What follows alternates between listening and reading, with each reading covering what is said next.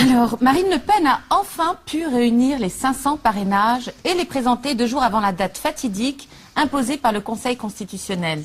Vous êtes soulagé?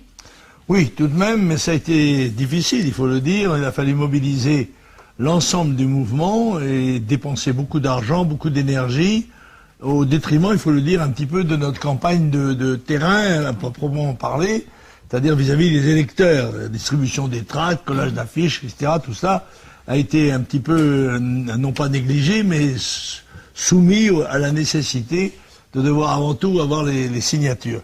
Ce mécanisme qui est fait, évidemment, pour nous gêner, a failli réussir, et il a réussi pour, par exemple, dit-on, pour M. Villepin.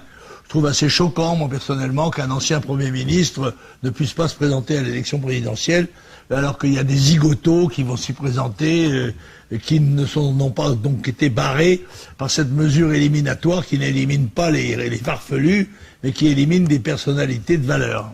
Mais enfin, on peut dire que désormais, nous rentrons en campagne. Oui, bah, nous sommes déjà entrés en campagne depuis longtemps. Et Marine Le Pen fait des meetings pratiquement plusieurs par semaine.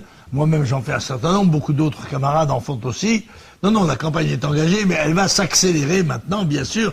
D'autant que nous allons avoir à diffuser 6 millions de documents très bien faits. D'ailleurs, je dois dire que c'est son programme, qui est le programme de Marine Le Pen. Et ça, il faut que tous les militants, tous les sympathisants, tout le monde s'y mette pour assurer la distribution maximale de 6 millions de documents en 3 semaines.